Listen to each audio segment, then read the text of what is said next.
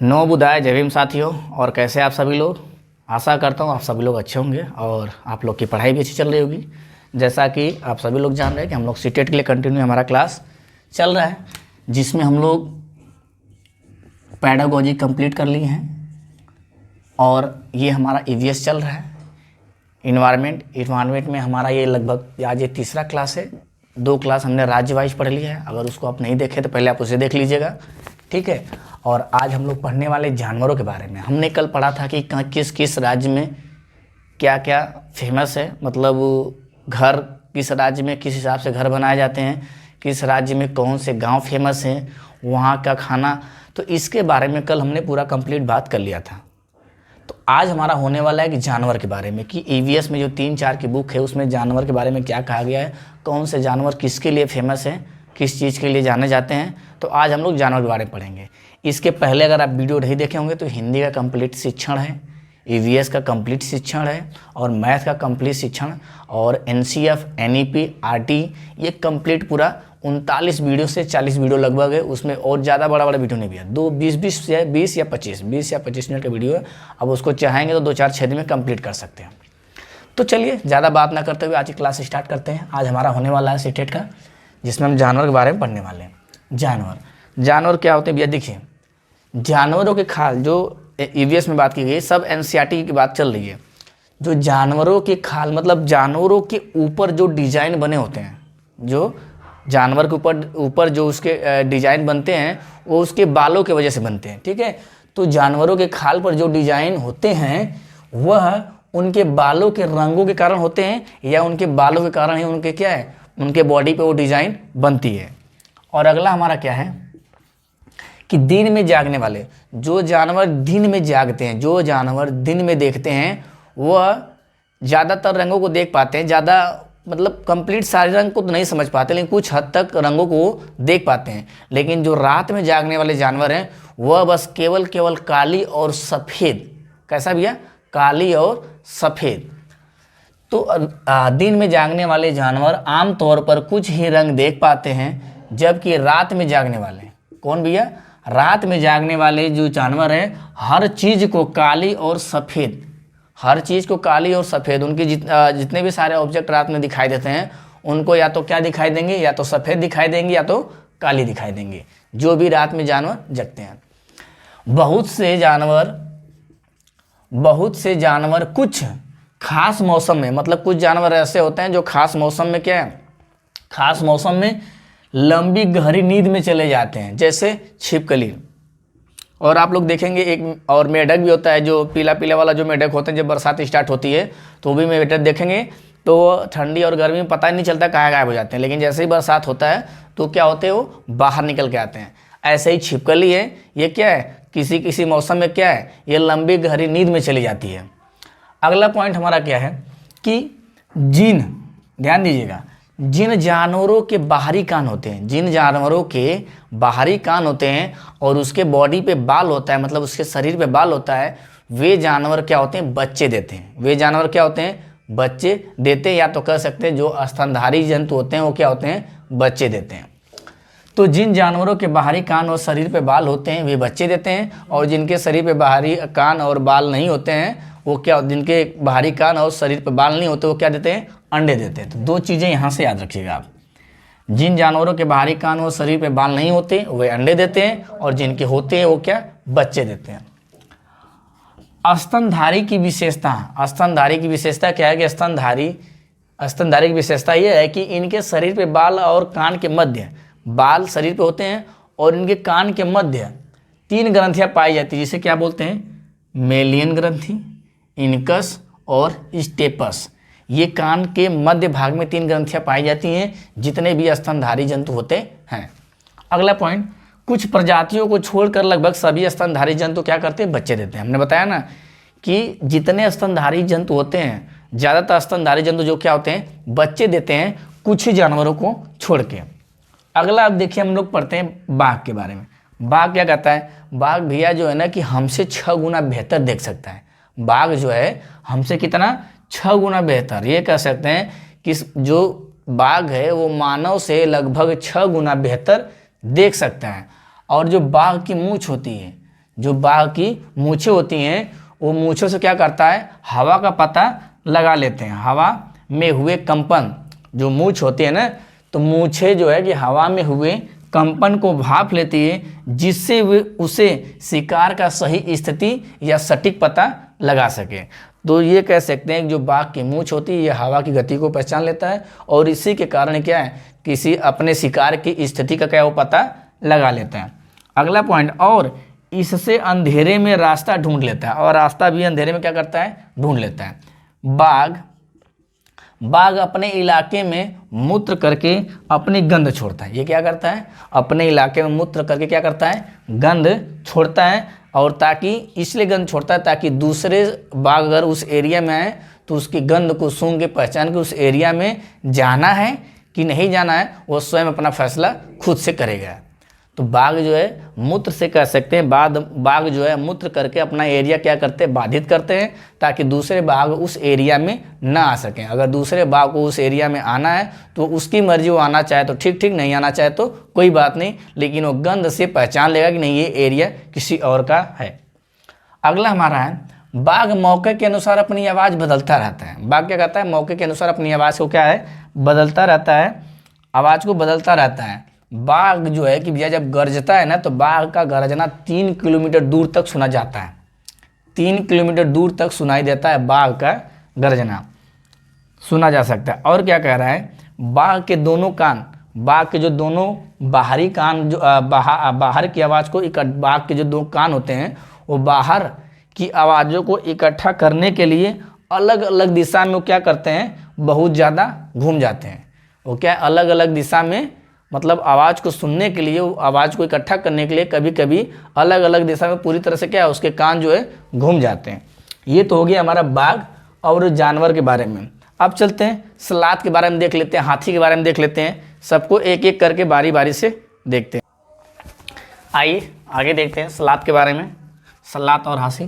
ठीक है, सलाद क्या है, सलाद भैया जो है ना, सलाद ये भालू की तरह दिखता है। कैसा दिखता है, भालू की तरह दिखता है, लेकिन ये भालू नहीं है।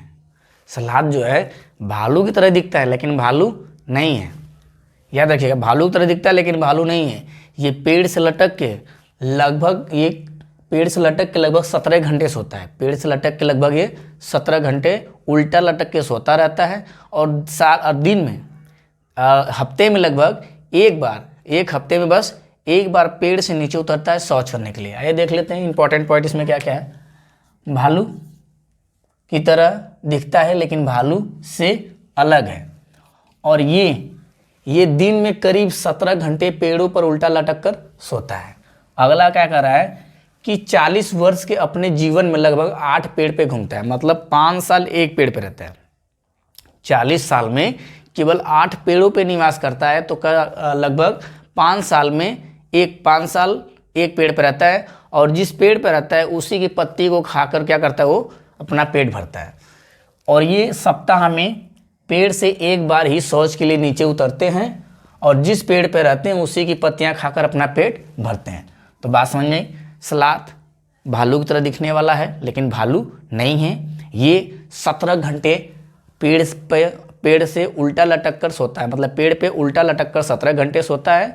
और ये शौच के लिए दिन में सप्ताह में एक बार, 40 वर्ष में अपने लगभग 8 पेड़ों पर रहता है और एक बार ही शौच के लिए उतरता है। सप्ताह में पेड़ से, मतलब 7 दिन में केवल एक ही बार पेड़ से नीचे उतरेगा शौच के लिए। आज जिस पेड़ पे रहता है उसी की पत्तियां खा के अपना पेट वो भरता रहता है। और 5 साल एक पेड़ पे, 5 साल एक पेड़ पे, ऐसे टोटल 40 साल में टोटल 8 पेड़ पे निवास करते हैं। अगला हमारा देखिए हाथी। हाथी क्या है, हाथी को भैया पानी और कीचड़ बहुत पसंद है। तो पानी और कीचड़ में खेलना बहुत पसंद करते हैं। हाथी क्या है, पानी और कीचड़ में खेलना बहुत पसंद करती है। इसके कान पंखे जैसे होते हैं और बहुत अधिक गर्मी लगने पे ये अपने कान से क्या है, हवा भी कर लेते हैं। तो गर्मी लगने पे अपने कान से हिलाकर हवा भी ले लेते हैं। और ये जो इसके 3 महीने का जो हाथी होता है ना, लगभग 200 किलो का होता है। 3 महीने का जो हाथी होता है लगभग 200 किलो का होता है। और एक बड़ा हाथी एक दिन में 100 केजी खाता है। मतलब एक बड़ा हाथी जो है एक दिन में 100 केजी से भी ज़्यादा पत्ती और जो भी झाड़ियाँ होती हैं उसको खा जाता है। और ये जो है एक दिन में 2 से 4 घंटे ही सोते हैं, ये बहुत कम सोते हैं। यहाँ पे भैया 17 घंटा सो रहा है सलात, जबकि कितने घंटे सो रहा है, मात्र 4 घंटे। 2 से 4 घंटे हाथी सोते हैं। और एक झुंड में लगभग 10 से 12 हाथी रहते हैं। एक झुंड में 10 से 12 हाथी रहते हैं, जिसमें जो सबसे बुजुर्ग हथनी होती है वो उसका नेता होती है। और जो हाथी का बच्चा, अगर हाथी का बच्चा 14 से 15 साल का हो गया तो क्या करता है, झुंड को छोड़कर चला जाता है। देख लीजिए, एक दिन में 2 से 4 घंटे सोता है। एक झुंड में 10 या 12 हथनी और बाकी बच्चे रहते हैं। झुंड के सबसे बुजुर्ग हथनी ही पूरे झुंड की नेता होती है। और 14 से 15 साल की जो हाथी होता है वो क्या है कि झुंड को छोड़कर चला जाता है। अब लंगूर क्या है, जंगल में ऊंचे पेड़ पर बैठा लंगूर क्या है, बंदर की तरह ये भी देखते हैं लेकिन बंदर नहीं होते हैं। तो जंगल में ऊंचे पेड़ पर बैठा लंगूर अपने पास आती मुसीबत को देखकर एक खास आवाज़ निकलता है। जब इसकी तरफ कोई मुसीबत आती है तो ये खास आवाज़ निकालता है, जिससे क्या करता है कि जितने उसके साथी हैं उसको संदेश भेजकर उन्हें सतर्क करने के लिए या चौकन्ना करने के लिए विशेष आवाज़ निकालता है जब इस पर कोई मुसीबत आती है। तो क्या हमने पढ़ा, सलाद के बारे में, हाथी के बारे में, लंगूर के बारे में, तो बाघ के बारे में हो गया। छिपकली क्या है भैया, एक विशेष मौसम में चली जाती है, जिसको लंबे समय तक क्या है वो सोती रहती है। और देख लेते हैं थोड़ा सा, इसके बाद क्या बचा हुआ है आगे, ये देखते हैं सांप के बारे में। सांप में क्या क्या बात कही गई है देख लेते हैं, ठीक है। सांप भैया हमारे यहाँ 4 तरह के, कितने तरह के, हमारे यहाँ जो सांप है 4 तरह के सांप पाए जाते हैं। कितने तरह के, 4 तरह के। जो हमारे यहाँ जो जहरीले सांप पाए जाते हैं इंडिया में, वो 4 तरीके के सांप होते हैं जो जहरीले होते हैं, जिसमें नाग है, करैत है, दुबोइया है और अफाई। यहाँ से क्वेश्चन हर बार आता है तो इसको थोड़ा ध्यान दीजिएगा। नाग, करैत, दुबैया तथा अफाई 4 तरह के यहाँ पे क्या है, सांप पाए जाते हैं जो जहरीले होते हैं। और इनके 2 खोखले दांत होते हैं। इनके जहरीले क्या होते हैं, 2 खोखले जहरीले दांत होते हैं, जिससे जब किसी को काटते हैं तो इन्हीं दांतों के माध्यम से जहर व्यक्ति के अंदर या उस जिसको काटते हैं उसके अंदर क्या, इसी दोनों खोखले जो जहरीले दांत होते हैं ये बाहर निकल आते हैं और इसके अंदर जो जहर होता है वो क्या है, व्यक्ति के अंदर प्रवेश कर जाता है। अगर जहर जब फैल जाता है किसी के अंदर, जब किसी को सांप काट लेता है तो उससे बचने के लिए एक दवा होती है जिसका नाम क्या है, सीरम। एक दवा होती है सीरम, जिसका यूज किया जाता है। और जो सीरम दवा होती है ये जो कि सांप के जहर से ही बनाया जाता है। जो सीरम दवा होती है सांप के काटने से बचाने के लिए, ये सांप के जहर से ही बनाया जाता है। और जो सांप के जो दांत होते हैं वो नुकीले होते हैं, लेकिन जो इसके दांत, तो सांप के दांत नुकीले होते हैं लेकिन ये फिर भी अपने शिकार को चबा के नहीं खाते हैं, ये सीधा उसी तरह क्या करते हैं, निगल जाते हैं। तो इस बात को याद रखिए कि जो सांप के दांत होते हैं वो नुकीले होते हैं, लेकिन वो क्या है कि अपने शिकार को चबा के नहीं बल्कि सीधा क्या करते हैं, निगल जाते हैं। और इसके बाहरी कान नहीं होते हैं। सांप को क्या है, सांप के जो बाहरी कान नहीं होते हैं, लेकिन फिर भी जमीन में हुई कंपन को क्या करते हैं, ये भांप लेते हैं, सुन लेते हैं, इनको पता चल जाता है कि क्या होने वाला है। तो ये इनके पास कान नहीं होते हैं, लेकिन ये जमीन में हुए कंपन को ही क्या सुन पाते हैं, उसी के आधार पर क्या है अपना काम करते हैं। और जो सफेरों की जो टोली होती है ना, सफेरों को हमेशा क्या, सपेरों को कालबेलिया भी कहा जाता है। जो सपेरे होते हैं उसको कालबेलिया भी कहा जाता है। और कालबेलिया एक नाच भी होता है। उस कालबेलिया नाच में क्या किया जाता है कि सांपों जैसी मुद्राओं का प्रयोग किया जाता है, ठीक है, नागिन डांस। तो याद रखिए, सपेरों को कालबेलिया कहा जाता है। कालबेलिया एक प्रकार का नाच है जो सांप जैसी मुद्रा का प्रयोग करके क्या करते हैं, डांस करते हैं। अगला हमारा है मगरमच्छ। मगरमच्छ क्या है, मगरमच्छ यानी छिपकली के कान होते हैं लेकिन ये छोटे छेद जैसे होते हैं। मगरमच्छ और छिपकली के जो कान होते हैं ये छोटे छेद जैसे होते हैं, कान होते हैं, लेकिन आसानी से आप इसे देख नहीं पाएंगे। इसके जो कान होते हैं आप इसको आसानी से नहीं देख पाएंगे, जैसे हमारे और आपके कान दिखाई दे रहे हैं, ऐसे छिपकली और मगरमच्छ के कान आसानी से दिखाई नहीं देंगे, क्योंकि ये बहुत छोटे से छेद की तरह होता है। और मछली क्या करती भैया, मछली खतरों की चेतावनी, मतलब जब भी मछलियों के ऊपर खतरा पड़ता है तो उसकी चेतावनी एक दूसरे को पहुंचाने के लिए बिजली तरंगों से ठीक है, बिजली तरंगों से क्या करती हैं, देती हैं। ये बिजली तरंगों से एक दूसरे के अपना संदेश भेजती हैं। और जो डॉल्फिन मछली है, या ये जो डॉल्फिन है, ये अलग अलग तरह की आवाज़ निकालती है और ये आपस में बात भी करती हैं। ये जो डॉल्फिन मछली है ये आपस में बात भी करती हैं और अलग अलग तरीके की आवाज़ भी निकालती हैं। अब गिलहरी के दांत हमेशा बढ़ते रहते हैं। गिलहरी के दांत हमेशा बढ़ते रहते हैं जैसे चूहे, लेकिन चूहा का बात जो है ना, चूहे की बात जो है कि एनसीईआरटी में नहीं कही गई है, इसलिए चूहे का नाम हम नहीं ले रहे हैं। तो जो गिलहरी है, गिलहरी के दांत जो है हमेशा क्या है, ये निरंतर बढ़ते रहते हैं। इसके दांत क्या होते हैं, बढ़ते रहते हैं। और दांतों के काटने और खुरदने के कारण इनके दांत क्या होते हैं, घिस जाते हैं। अब बिल्ली क्या है, बिल्ली के दांत नुकीले होते हैं। बिल्ली के दांत नुकीले इसलिए होते हैं ताकि वो जो मांस है उसे क्या करें, फाड़ के या काट के वो खा सके।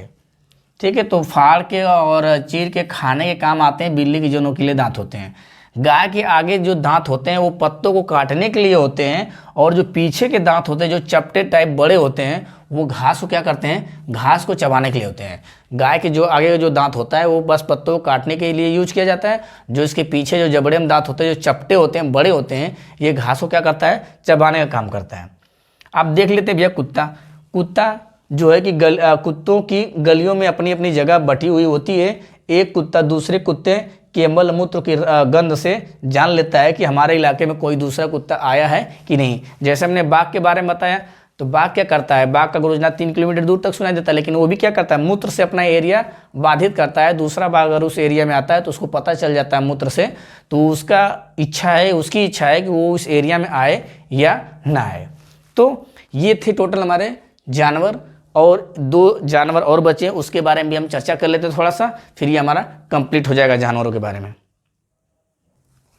आगे देखिए भैया, केंचुआ क्या है, केंचुआ किसानों का मित्र भी कहा जाता है। केंचुआ क्या है, किसानों का मित्र कहा जाता है। और केंचुआ जो है कि जब मिट्टी को छेद करता है तो जो छिद्र होते हैं मिट्टी में, उस छिद्र के सहारे क्या है, मिट्टी को हवा और पानी मिलता है, या कह सकते हैं ऑक्सीजन उससे वो प्राप्त करता है। तो केंचुआ जमीन को छेद कर मिट्टी को मुलायम करता है। छेद कर क्या करता है भैया, मिट्टी को मुलायम कर देता है। जमीन को इस छेद से हवा और पानी मिल जाता है। केंचुआ, अगला देखिए, केंचुआ जो मृत पत्ती होती है, जो पत्ती खराब हो जाती है उसको खाते हैं या पौधे को खाते हैं। ठीक है, तो मृत पत्तियों और पौधों को खाते हैं, और इसके मल से जमीन उपजाऊ बनती है, और केंचुओं को किसानों का मित्र कहा जाता है। तो जो मिट्टी उपजाऊ बनती है, कैसे बनती है, जो उसमें पत्तियां होती है मृत, जो खराब पत्तियां होती है उसको खाते हैं, या तो पौधे को खाते हैं, और खाने के बाद जो मल मूत्र करते हैं उससे क्या होता है, मिट्टी उपजाऊ बन जाती है। इसलिए किसानों का मित्र भी इसे कहा गया है। अगला हमारा है चींटियाँ हमेशा मिलजुल के रहती हैं। चींटियाँ भी एक विशेष प्रकार गंध छोड़ती हैं जिससे दूसरे चींटी को रास्ता मिल जाता है। और चींटियों में भी सबका काम अलग अलग बटा होता है। सिपाही चींटी जो होती है बिल की रक्षा करती है। रानी चींटी जो होती है वो अंडे देती है। और जो काम वाली चींटी होती है वो क्या करती है, भोजन को बिल तक लाने का काम करती हैं। तो चींटियाँ मिलजुल कर रहती हैं और चींटियों का काम बटा रहता है। रानी चींटी अंडा देती है, सिपाही चींटी बिल का ध्यान देती है। सिपाही चींटी क्या करती है भैया, बिल का ध्यान देती है। और काम करने वाली चींटियाँ भोजन ढूंढकर बिल तक लाती हैं। और यहाँ देख लीजिए, चींटियाँ चलते समय एक विशेष प्रकार की गंध छोड़ती हैं जिससे पीछे आने वाली चींटियों को रास्ता मिल जाता है। हम लोगों ने क्या पढ़ा, सलाद के बारे में पढ़ा, हम लोगों ने बाघ के बारे में पढ़ा, हाथी के बारे में, लंगूर के बारे में, सांप के बारे में, कुत्ता के बारे में, छिपकली के बारे में, मगरमच्छ, डॉल्फिन, बिल्ली, इन सब के बारे में हमने कंप्लीट बात कर ली है। तो आई होप, मैं उम्मीद करता हूँ कि आप लोगों को सारी बातें समझ में आई होंगी। तो आज के लिए बस इतना ही। अगर वीडियो पसंद आए तो ज़्यादा से ज़्यादा लोगों को शेयर करें, लाइक करें और चैनल को सब्सक्राइब जरूर करें। कल हम लोग फिर से मिलेंगे एक नए वीडियो के साथ जिसमें हम पक्षी के बारे में बात कर लेंगे। सभी पक्षी को एक ही साथ रख लेंगे। इसमें प्रॉब्लम यही होता है कि जब कन्फ्यूजन तो होता है जब आपस में जब संपर्क करके, जब दोनों में कनेक्ट करके जब मिलान वाला आता है ना, तब थोड़ा सा दिक्कत होता है। तो चलिए, तब तक के लिए धन्यवाद। फिर मिलते हैं कल आपसे नेक्स्ट वीडियो में।